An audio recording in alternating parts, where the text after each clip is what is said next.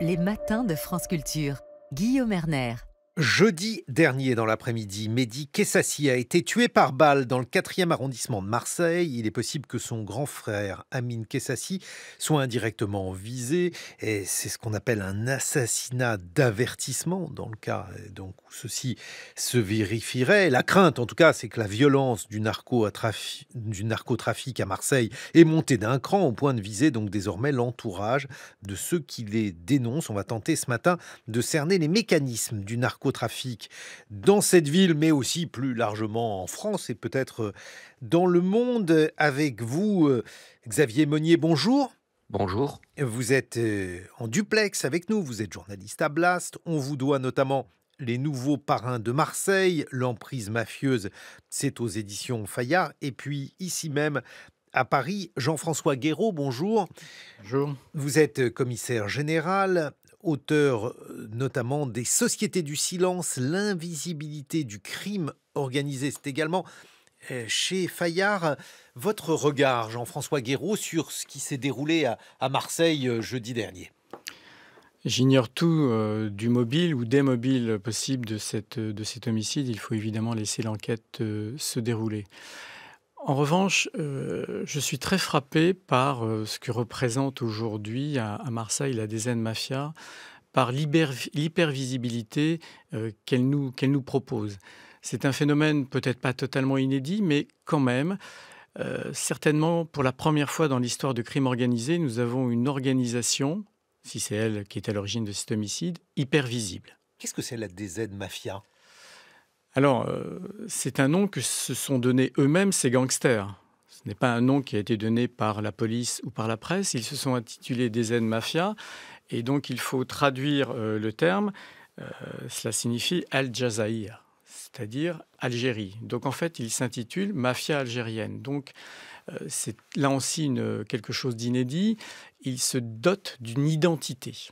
On va entendre justement une vidéo attribuée à cette DZ Mafia.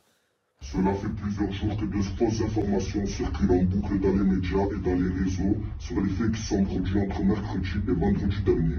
Le communiqué d'aujourd'hui est fait dans l'intention de rétablir la vérité.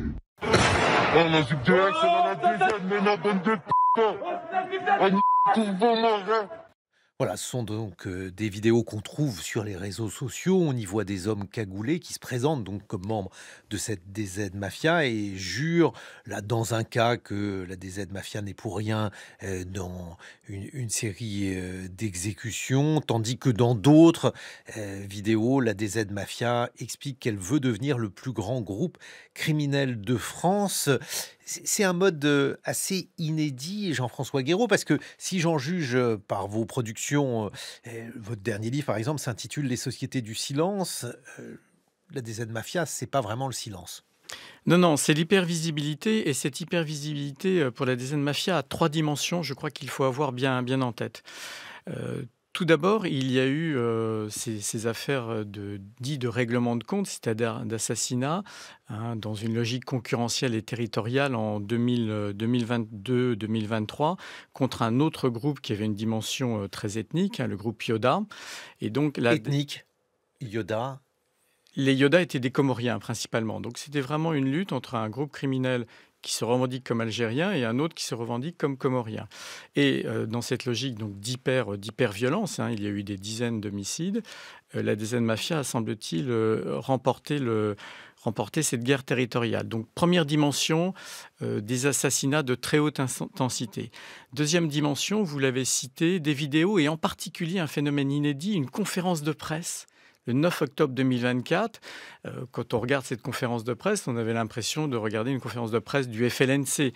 Donc il y avait une dimension de communication, d'image. Cette conférence de presse avait pour but à l'époque de dénoncer prétendument l'usurpation de la marque des Z Mafia. Donc c'était quand même quelque chose d'anormal et de sans précédent. Et puis, il y a une troisième dimension de cette hypervisibilité, ce sont les fameuses attaques de prison qu'on a connues entre avril et mai 2025, donc dans une logique de confrontation directe avec l'État. Xavier Monnier, même chose, vous qui connaissez bien Marseille, quel regard portez-vous sur cet assassinat, possiblement en lien avec le narcotrafic ? Alors écoutez, Ablas en a publié récemment une histoire de la DZ Mafia, une longue enquête en 3 épisodes et avec une vidéo.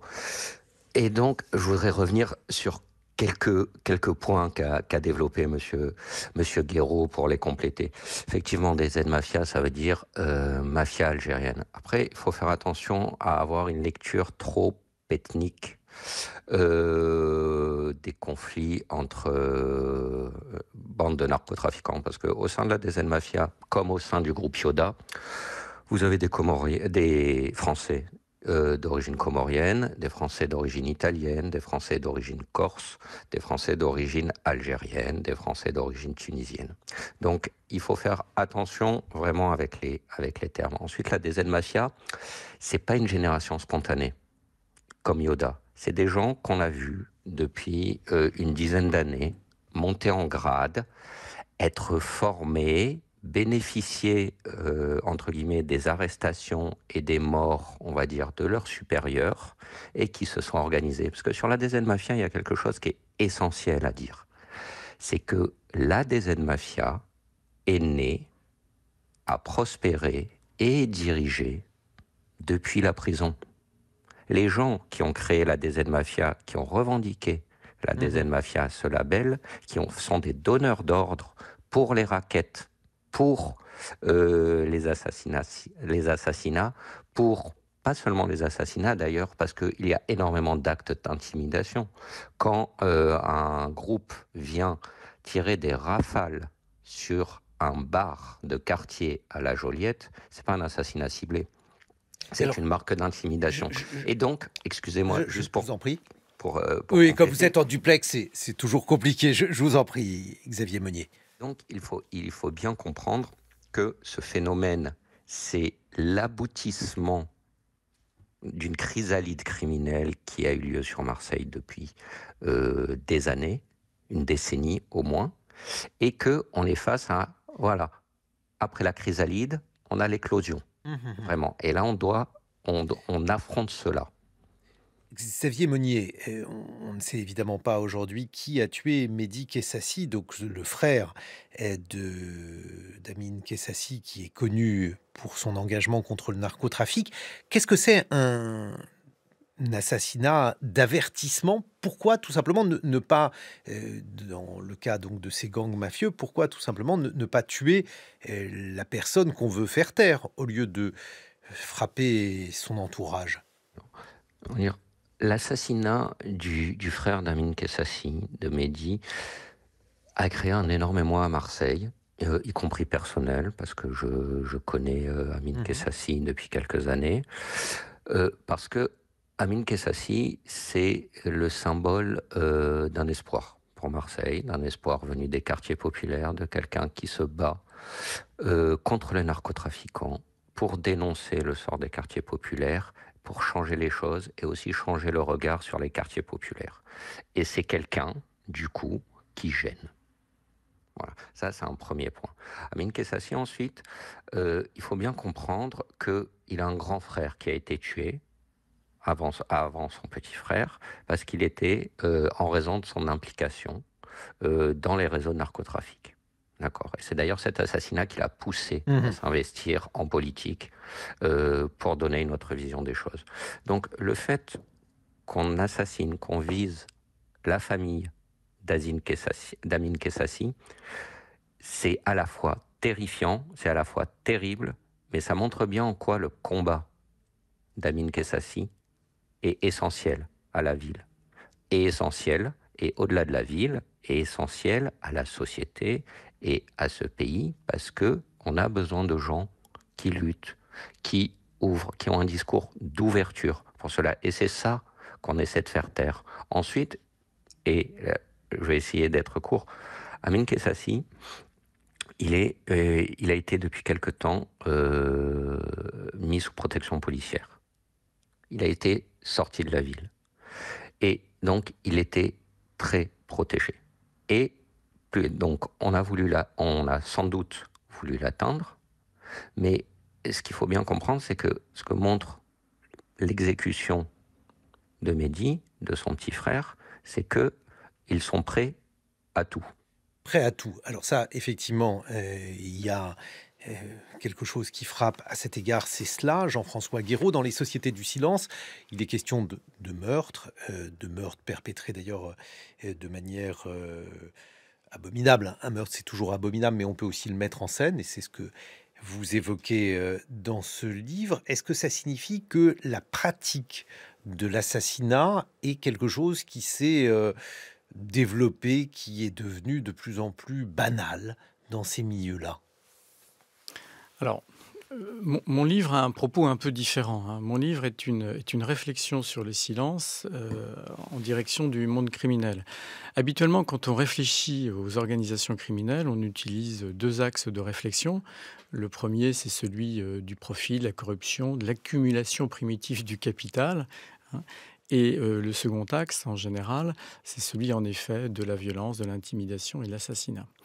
Et en réalité, je me suis rendu compte qu'il fallait penser également le silence, car ce que nous apprend l'histoire du crime dans à peu près tous les pays, c'est que le crime organisé, lorsqu'il est rusé, intelligent et mature, parvient donc à s'enraciner profondément et à se développer, et parfois à s'installer définitivement, à devenir indestructible, lorsqu'il a une gestion du silence.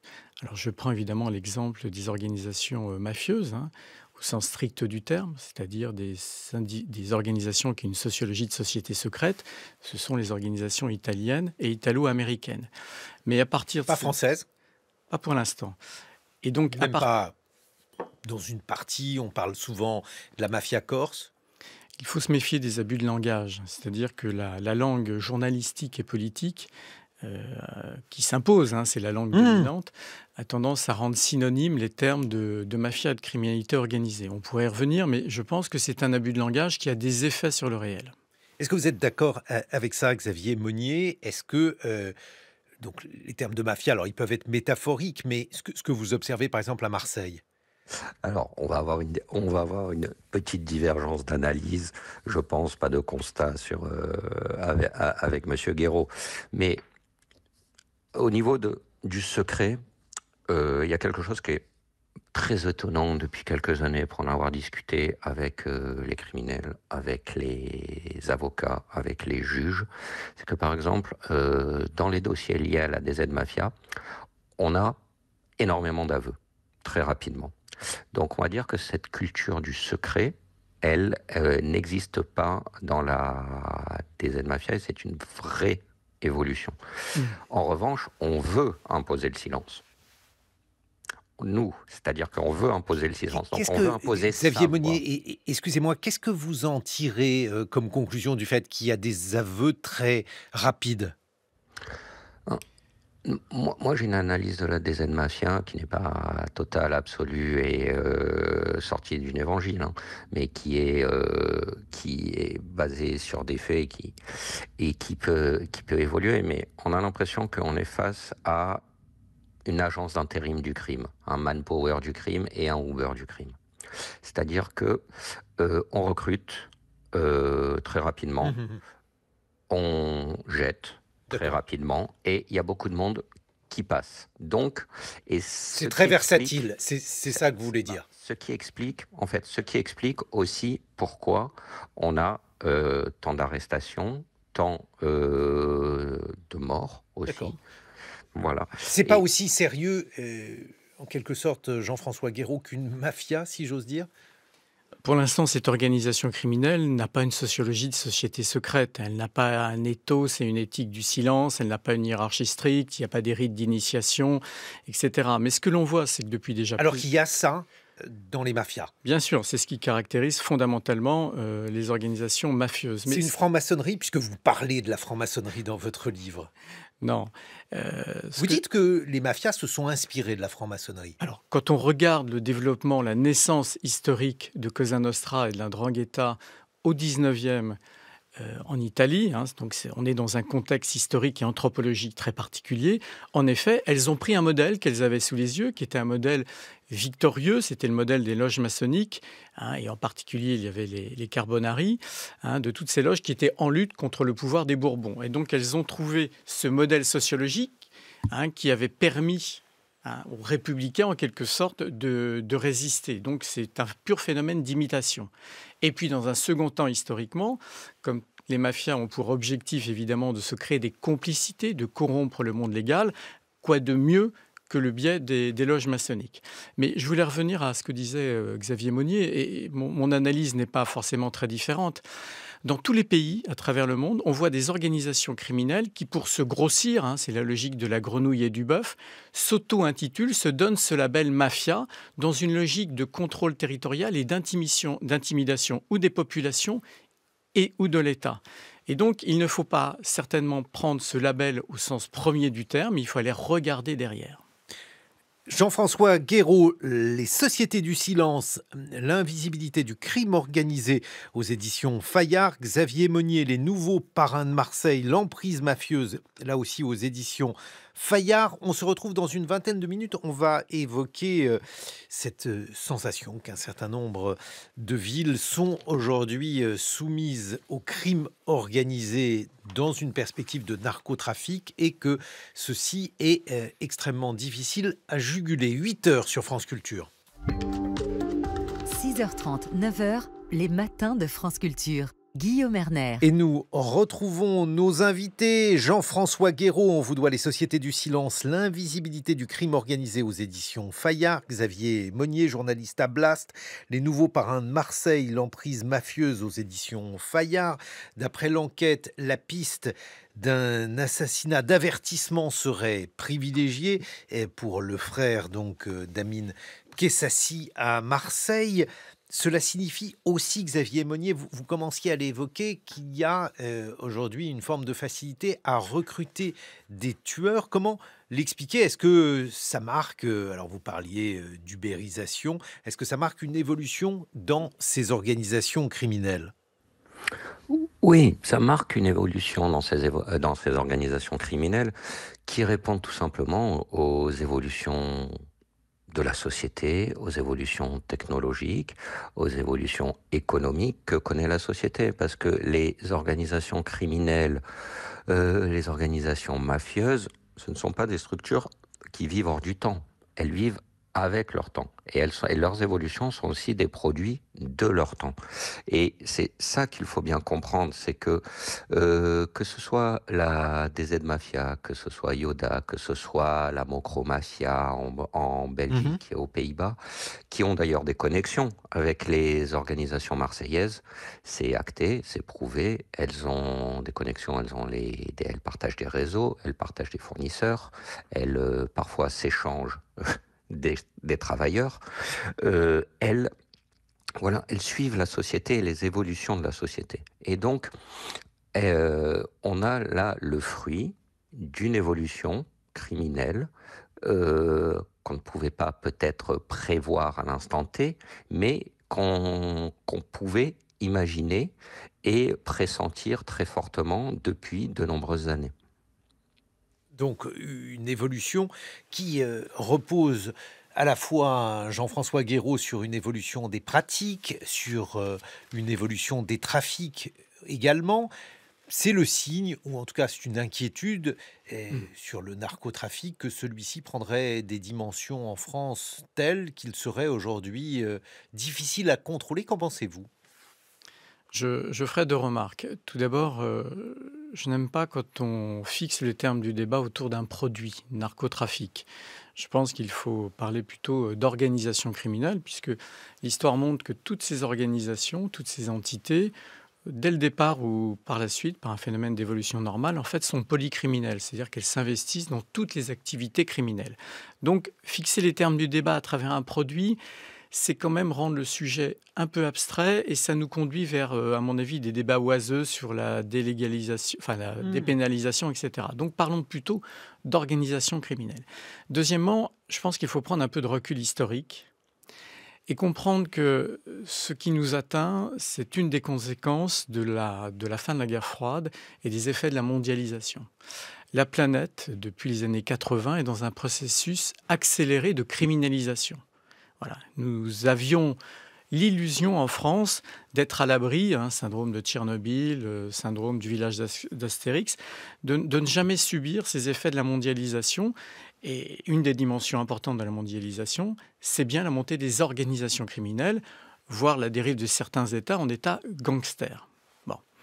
Vous savez, il y avait cette idée très largement ancrée et qui n'était pas fausse, selon laquelle, avec un État fort, puissant et organisé, il ne pouvait exister que du crime plus ou moins désorganisé. Voilà.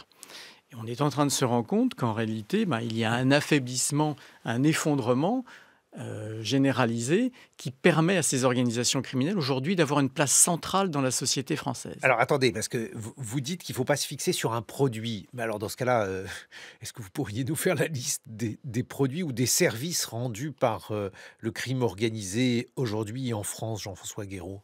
Mais toutes les organisations criminelles se livrent à toutes sortes de trafics. Alors on parle évidemment du trafic de stupéfiants, mais il faudrait parler par exemple des escroqueries majeures, des fraudes majeures, du trucage des marchés publics, de l'activité de racket, qui est une activité de base, simple, frustre et essentielle, puisqu'elle permet un contrôle territorial, dans une logique aussi d'intimidation, comme le disait Xavier Monnier.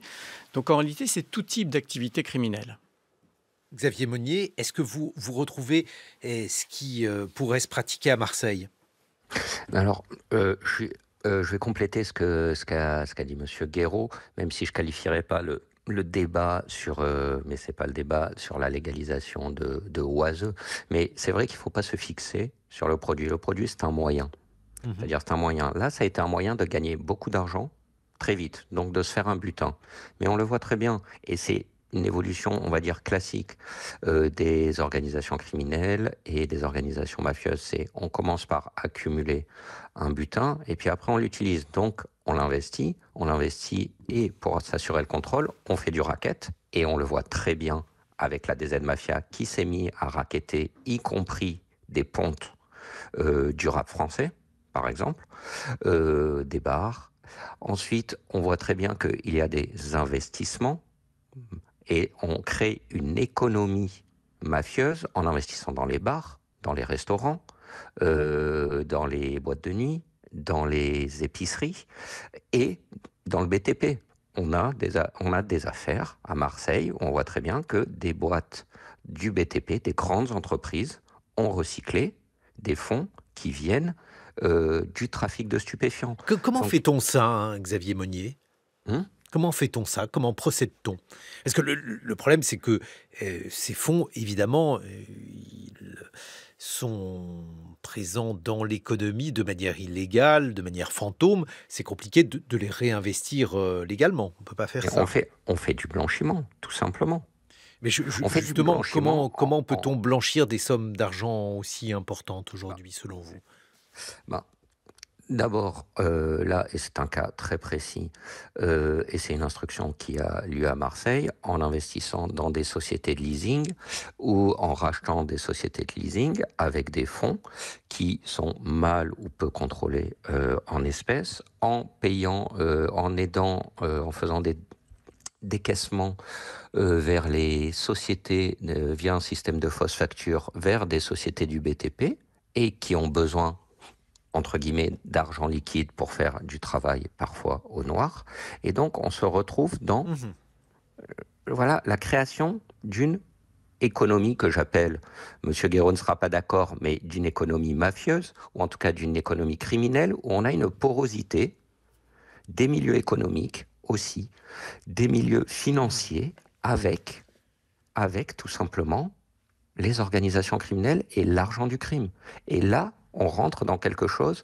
Monsieur Guéraud parlait tout à l'heure de plonger ses racines dans la société et qui était une ambition des organisations criminelles. Et ça, c'est un moyen qui est très compliqué de défaire. Ce sont des racines qui, à force de pousser, sont très compliquées à couper. Jean-François Guéraud. Alors, il existe 1000 méthodes pour blanchir l'argent dans l'économie réelle ou dans l'économie financière. Il faut savoir que le blanchiment de l'argent est une activité de plus en plus aisée dans une économie libérale, mondialisée. On a affaire à des sommes massives et qu'il est très facile de pacifier. On peut donner un exemple. Cet été, la gendarmerie nationale a a réalisé une très belle affaire en interpellant une famille en Haute-Savoie, hein, qui disposait de 2 pizzerias dans 2 petits villages à la frontière suisse. Et en réalité, ces 2 familles étaient des familles criminelles calabraises de la 'Ndrangheta. Et que se passait-il? À travers les pizzerias était blanchi de l'argent criminel qui venait du trafic, entre autres du trafic de drogue. Ça se faisait tout simplement par une réintroduction de cash dans le chiffre d'affaires, directement de l'entreprise, procédé très simple. Et en plus, ces familles calabraises utilisaient des dizaines et des dizaines de mules bancaires, c'est-à-dire d'individus qui déposaient des petites sommes sur des comptes en banque. Vous voyez, donc des méthodes très simples, très frustres, mais très difficiles à détecter.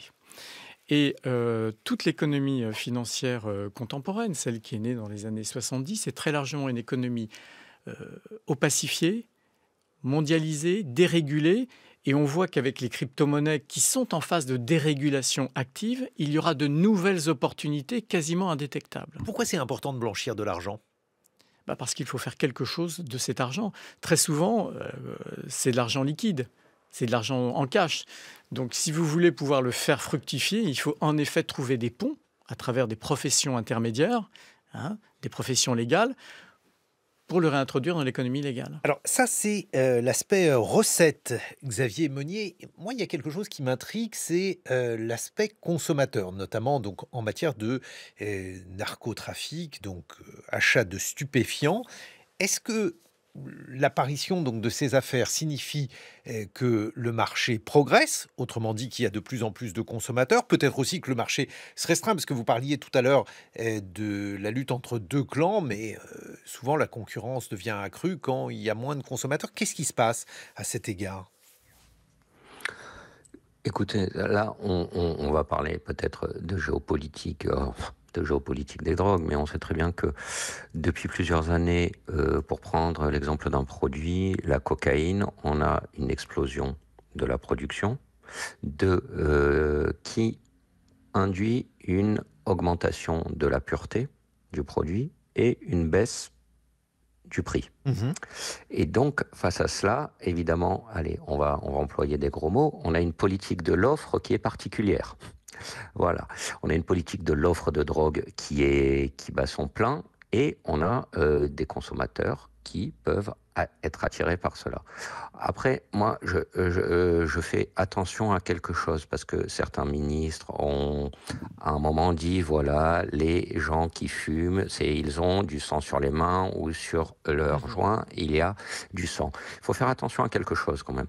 C'est que, je veux dire, je veux bien que ce soit dans le débat, que l'on dise ça, qu'il y a une responsabilité des consommateurs. Mais il faut prendre toute la chaîne. C'est-à-dire, si on pointe une responsabilité des consommateurs, il y a aussi une responsabilité des moyens de livraison, il y a aussi une responsabilité des entreprises qui blanchissent, il y a aussi une responsabilité des établissements bancaires qui blanchissent, des notaires qui blanchissent, donc voilà, et des responsables politiques dont on craint que certains bénéficient, comme l'a dit le président de la Commission nationale du contrôle des comptes de campagne, que cet argent bénéficie à certains politiques.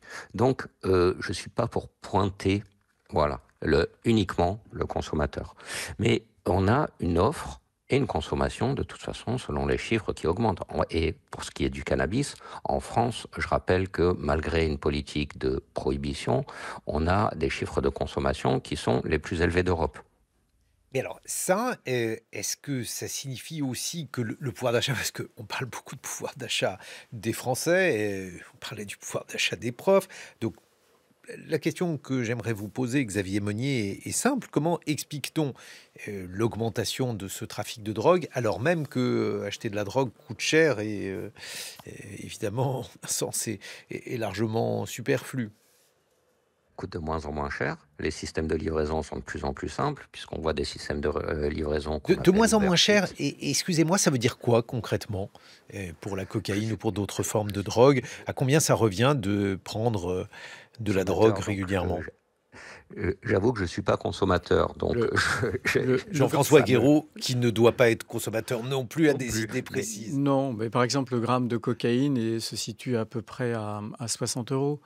Donc voilà.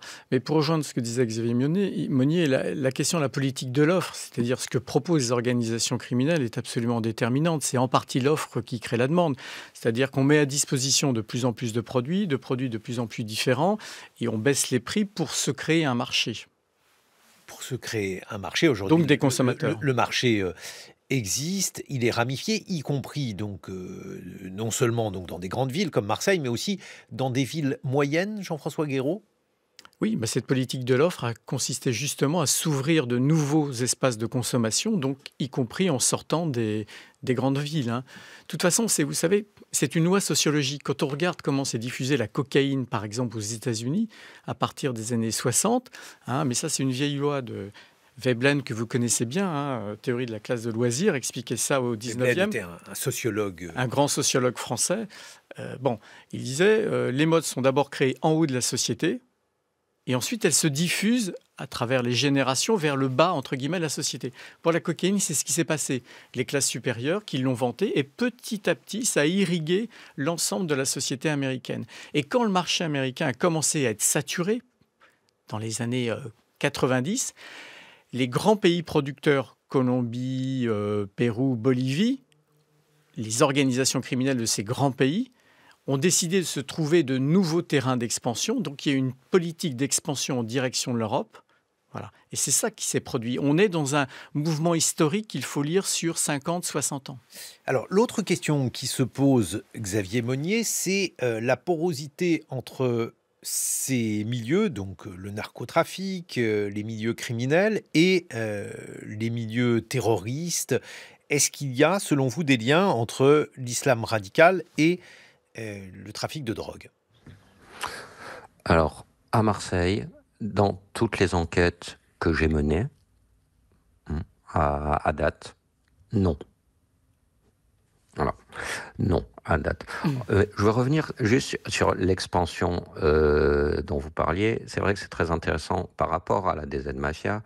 On sait très bien qu'ils ont des antennes, ou en tout cas, ils ont un pouvoir, ou ils ont une expansion dans des villes comme Nice, comme Nîmes, comme hier, y compris à Valence, et qu'ils ont des axes aussi vers des villes comme Bruxelles.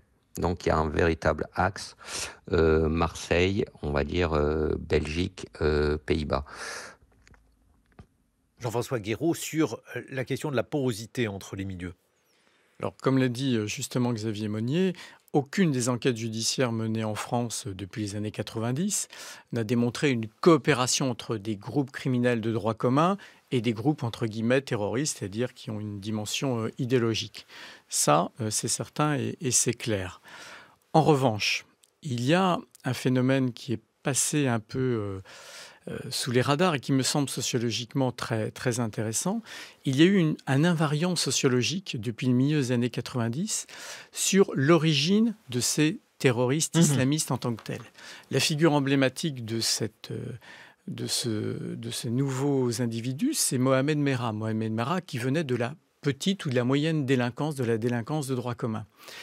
Et comme je l'ai expliqué dans un livre précédent, qui est paru chez CNRS Éditions, dans Théorie des hybrides, on voit que la très grande majorité des auteurs d'attentats commis en France au nom de l'islam politique venaient originellement de la petite et de la moyenne délinquance de droit commun. Donc, dans leur parcours de vie, ils étaient passés de la prédation vers une logique idéologique et politique. Ce qui est un phénomène tout à fait nouveau. Alors évidemment, les organisations terroristes, on a toujours connu des droits communs qui venaient s'insérer ponctuellement.